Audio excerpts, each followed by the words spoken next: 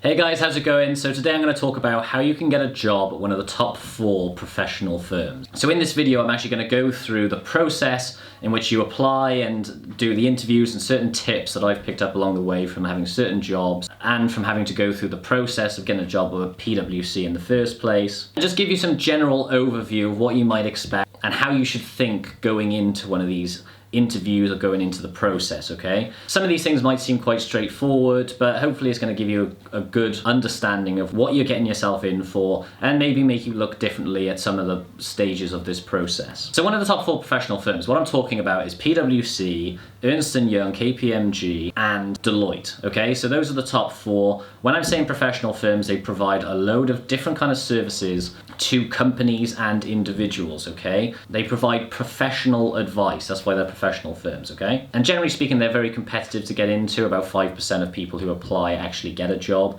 So it's very, very competitive. It's still in demand. I've given a viewpoint of how I felt working at PwC. If you want to see that video, go check it out. It's one of the videos that I've made on my YouTube channel. And I'll give you an idea of how I actually found working at PwC and what the process and what I got out of it.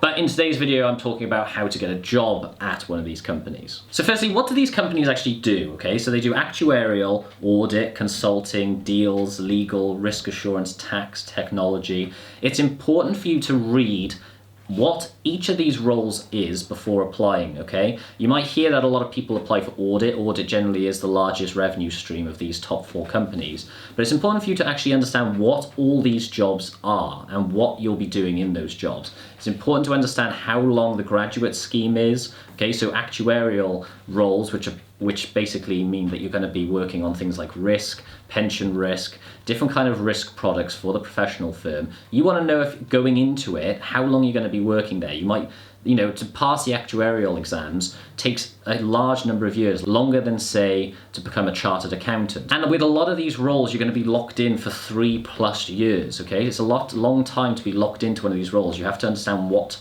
you're actually getting yourself in for.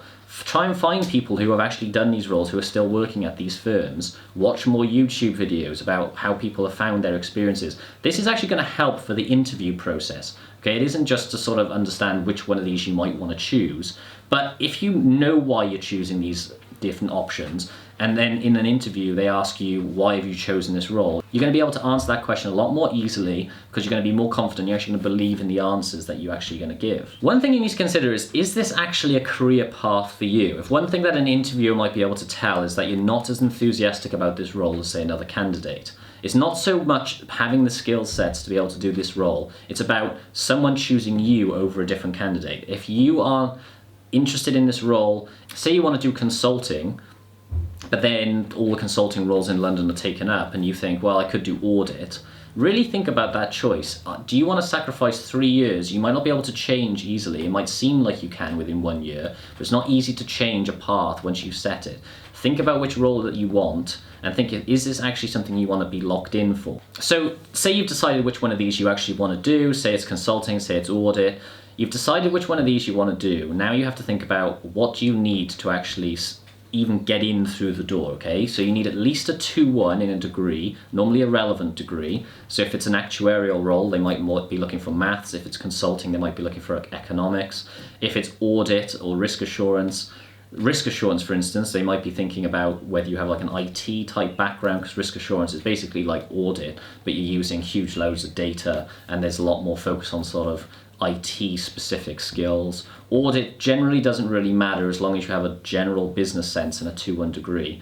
But also bear in mind that a first is always going to look good, particularly if it's from like a Russell Group university or a large established university. It'll definitely look better on your CV if you have a first, but obviously don't play on that too much. They'll know what it means to get a first over a 2-1. And generally they're looking for a more rounded person, so don't think if you have a first, that means you've got the job straight away. Because I know lots of people who have a first that didn't get a job at these companies. Then think about what work experience you had. All these companies are going to be looking for work experience, and if you don't have work experience, just get a job, and even if it's like a weekend job, because they'll be asking you a lot of competency questions that I'll get onto, and you'll need to be able to use your experience working in a job. Yes, you can use your experience from your degree and certain clubs that you've joined through university, and that'll look good, but you'll often be playing off what you've done in the roles that you've previously had working as an employee at a different company, because there's a lot of skills like how you've interacted with different colleagues, how you've interacted with your boss, how you've managed to overcome situations that you've found within that job. And these are all going to take a part of different interview processes through each stage of the application process. And then also think about what your extracurricular activities are.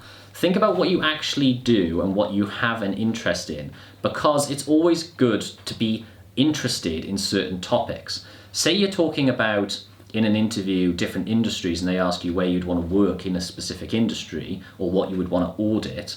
It's useful to know, am I interested in sport? Do I want to be looking to audit sport-related businesses? Am I interested in IT? Think about this and then think that, well, maybe I'd want to be auditing a technology-based company or doing consultancy for technology-based companies, and know why you're interested in that. They're always looking for broad groups of people that have not just one skill set. They want people who are able to interact. All these are client-facing roles, and in client-facing roles, you're going to be interacting with people, and it's good that you have interests and you're actually able to communicate well about why you're interested in certain things. Also think about like the news, what's going on. Get interested in actually reading the news, reading the Financial Times or other newspapers. Understand what's going on in the economy. Right now we're going through a crisis. Understand how that is impacting industries. How is that impacting the audit industry, the consultancy industry?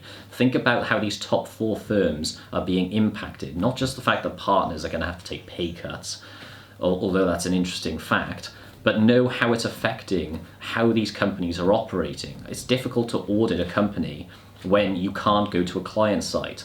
Think about how it's going to affect the revenues of these companies. Get interested in business, because underlying each one of these jobs is a business and improving a business and how you can add value to a business. So start reading the news, start knowing how this is going to impact the economy, and just have a general idea of that. It might not come up in an interview question, but having an interest in these things is useful as a broader sense, even if it's just during a group exercise of an assessment center, okay? Have a broad idea of what's happening in the economy. So to get a job, okay, you know that you have the qualifications, you know that you have the experience to back it up, you're interested in different extracurricular activities, you know why that is the job that you want, you don't want audit, you want this job, and you know which company you want to apply for, then this is the process. It's going to be, broadly speaking, a lot of these companies have sort of changed their process since I have a job, but it's going to be quite similar in terms of the core skills that are needed when applying for any of these top 4 companies, okay? You're going to have to start with an application, then it's going to be a sort of situational judgment test. I'll go on to what these mean. A psychometric assessment. You're going to have sort of a video assessment potentially, or a phone call. You're going to have an assessment day. You're going to have a partner interview. Lots of interviews through the process that you're going to have to be prepared for. And I'll go on to how I think you can prepare for each of these. So applications, that's going to look into what is your education, what is your employment history, why you're interested in that specific role, okay? Why, don't think about when you're answering these questions, don't put broad brush answers of it could be any role or any company. You have to think about why specifically this company. Be concise. Don't repeat your answers if there are questions within the application process. Read over the application afterwards. Make sure there's no spelling mistakes. If it's an online application, take it over to like a word processing document. Check that there aren't any spelling mistakes. Get someone else to read over it. And does it answer the question, okay? Is it concise? Does it get to the point? And does it actually answer the question that you're being asked in the application? One of the hardest things to do when even reviewing yourself for any sort of feedback or having to do an interview or having to do an application is thinking that the things that you've achieved aren't things that you should be proud of, or because other people have achieved something more, you don't think that this is an achievement. Always think that the things that you've managed to achieve are positive things. It'll help through all the process because it'll give you more confidence that the things that you have done are things to be proud of and talked about, because those are the things you have to talk about in an interview process. You don't go into an interview process, and say, oh, I got a 2-1, but everyone's got a 2-1. Be proud of the fact you've got a 2-1. Be proud of which university you go to, even though you think there might be better universities out there. Always be confident, not arrogant, but know that the things that you've achieved are things that you want to be talking about, because the more you can talk about them, the more you're going to be able to be concise and get across that you're the type of person who's going to be proud of their achievements when they're working in a job and be able to move forward and continue to learn and develop. Okay, so then the next sort of test is going to be a situational judgment test. This will generally be 15, 20 questions, which will sort of test what you will do in a certain situation, okay? What I mean by that is, it'll give you a scenario like you are working with a colleague, there's been some sort of dispute, and you have to resolve this problem. Then there'll be a multiple choice answer, and you have to give, say, what you think is the most likely, what you would do, and what is the least likely thing that you would do. And you always have to think rationally about this, okay? One of the best ways to go about this is to think about what are the company values. Is it integrity? You know, is it about doing what's right for the people within the company? You know, think about what the values are. How would you approach this in line with the company values? In these situational tests, what you'll often find is there's a scenario which sometimes they're quite similar, and there's things, well, this is probably what I would do, or this is something that you may do, but this is what you probably think you should be doing. A lot of the time you need to answer what you think is the most appropriate answer in that given situation. I know you have to answer truthfully, but answer truthfully on what you think would be the best outcome from the situation. Don't just answer it based on, oh, well, that's probably what I would do. Think about, well, what should you do in that situation? And with all the points, all the slides that I'm going to talk about, what you need to do is always just write down all the kind of questions that you think will come up. Look at the sort of questions that have come up online. You can always find websites that show you a huge list of example questions and see what the most preferable answers are, okay? They might not come up exactly, but you need to sort of get in the zone of knowing what you're answering questions for. Now when I did this test, it would have been just a written test, multiple choice. Nowadays, with technology getting more advanced, they're doing more like video-based tests for these, things that actually assess how you go about answering certain scenario questions. So you'll have to read out a question, and then you'll have to answer it and record yourself, okay? So if you're having to record yourself, or if you're having to give this interview over a phone, then what you need to do is take your time over these questions, okay? Don't rush them. Think about how you're gonna answer a certain scenario. Take your time, be relaxed. Don't ever feel like with these questions that you need to sort of jump into them. I often, when I'm in an interview situation, like to actually think about it and show that I'm actually thinking about the question as opposed to just jumping in. When you're in a job, it's not like you have to answer a question instantly. There's always going to be time to think about it. So think about it, answer the question, take your time. Obviously don't waste time, but actually think about the answer, and then it gives you the best possible chance to actually answer correctly as opposed to just seeing the first thing, because that might be the thing that you might actually choose to do but might not be the best approach to the question. Psychometric and assessment tests. These are ones that are going to test your cognitive skills, numerical, written, and your decision-making skills, okay? These are going to be written questions, then you have a calculator you have to sort of assess. Nowadays, they might be more technical, they might be more game-based questions. The difficult thing here is I can't really give you just a broad brush. I can't just give you one set of examples because it's so broad now. They're going to ask you so many different based questions. My best approach is research the company and actually go and look for questions, practice questions that are online, and just keep practicing these until you're actually bored of them, okay? Don't just do it once and think, okay, now I've had a practice go, now my mind's set on actually doing these questions. Actually keep doing them, even if you're on a website which you have to actually pay for these type of questions.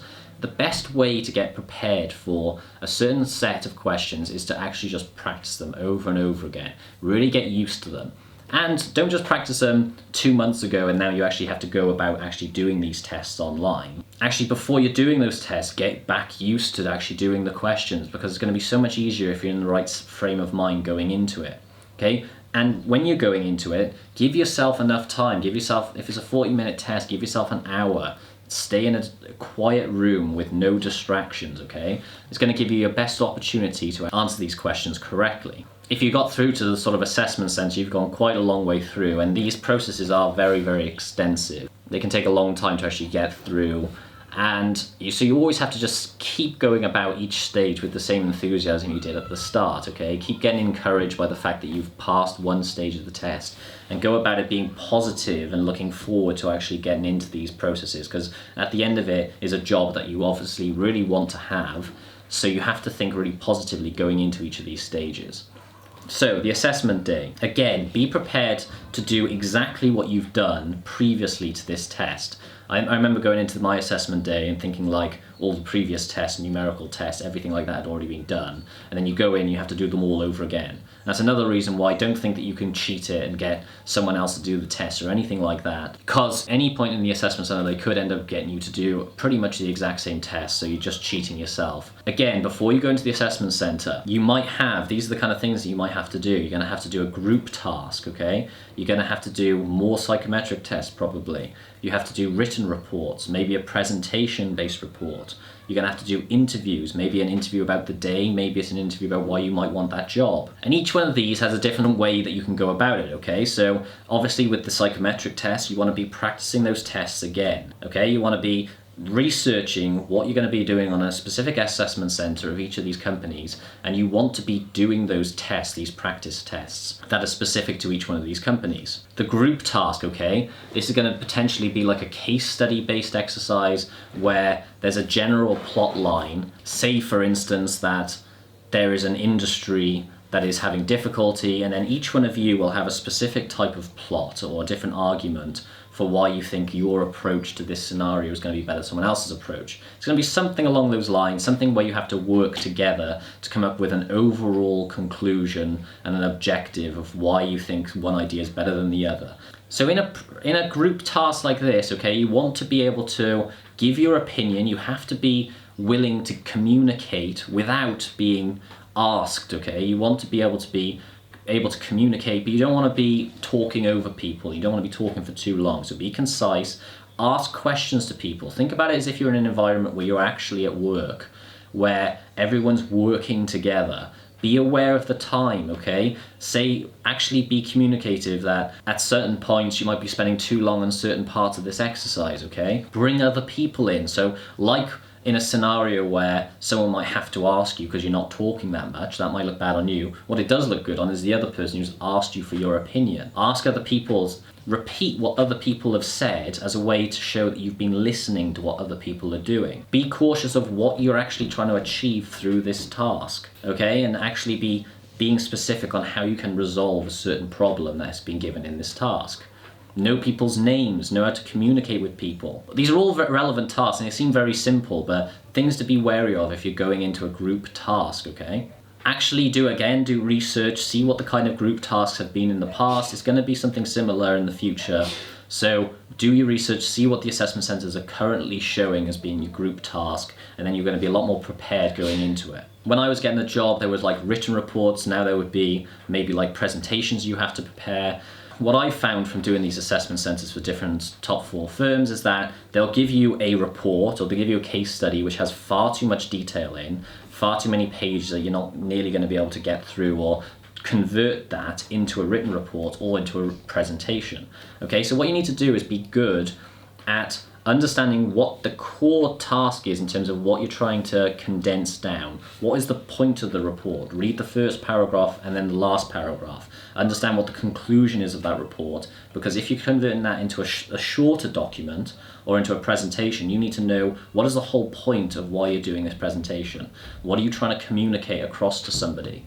And stick to data, details, core arguments for why that conclusion has come from the report, okay? So you need to skim read the report first, understand which parts of the report are the key parts, then go back, read things in more detail where you've highlighted that certain parts of the report are going to be the key areas, and convert that into a concise presentation or report, okay? You don't have very long to do these kind of tasks, maybe half hour to an hour. If you haven't to present it, it's easier if there's less on the slides, less to actually have to communicate, but which are concise and to the point and get across the argument that you're trying to do. So I've combined all of these now. You might have a telephone interview, a video interview, a partner interview, an interview at your assessment center. All these kind of interviews are going to have the same sort of skills that people will be looking for when they're asking you questions, okay? So firstly, when you're going into an interview, remember to keep those niceties, keep the informal things going on, smile, speak, listen to what people are saying. They're little things, but things like body language, okay? Be confident, shake people's hands, obviously. Have an actual conversation at the start of an interview. to show that you're more than just going there to answer questions.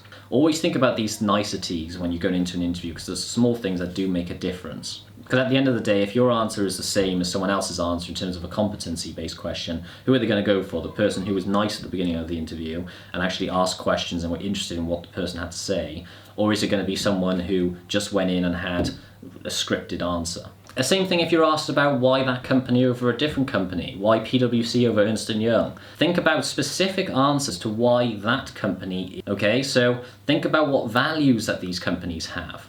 Think about what clients answer by saying, I love working with technology-based companies. I know that you audit X, Y, and Z.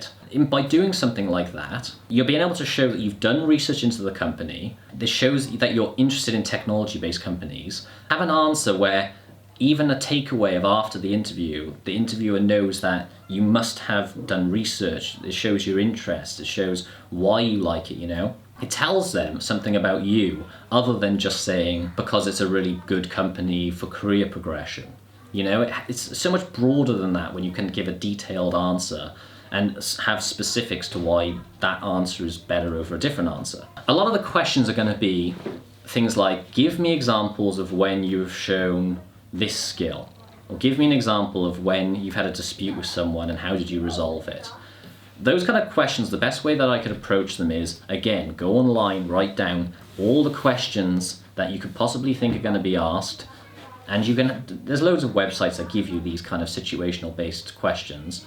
In those questions, have 2 answers to each. If they ask you a question that's broadly in line with another question that they've asked you, you then are able to give a different kind of answer. You're not having to constantly go back to that same situation where you've had a dispute, or you had an argument with someone, or you disagreed with someone, you know? You have a range of different answers. Think about the answer before just jumping into the question, okay? I know that you're sometimes so eager to try and answer a question that you just sort of start speaking without properly thinking about it. Know that when you're answering a question, you've put some thought into it, and it's okay to take your time and actually think about the question, because then it shows that it's not just a rehearsed line. If you've done loads of research into the type of questions they're going to ask, and you've practiced them, and you know the sort of delivery on what you want to give, if you've taken your time to think about it, it's not just like they've asked you a question, you go, oh yeah, I know two reasons why I want to join this company. You know, a question like that, it obviously is going to be very obvious that they're going to ask you, but still, if it's a situational based question, you've thought about it, it's not just like you've gone, okay, I remember what I was going to say for this answer. And overall, that should hopefully give you some broad idea of what the type of stages are when you're doing this process. You know, don't overthink a lot of this. At the end of the day, it is a job, and just try and relax and enjoy the process. You know, there are 4 of these companies, top 4, so if you don't get a job at one, you can always get a job at another. And there's always next year. So don't get too stressed, don't get too hard done by if you don't get through certain processes. So overall, just good luck. I hope you enjoyed this video. If you did, subscribe to my channel, hit that like button. Thanks for watching. See you next time.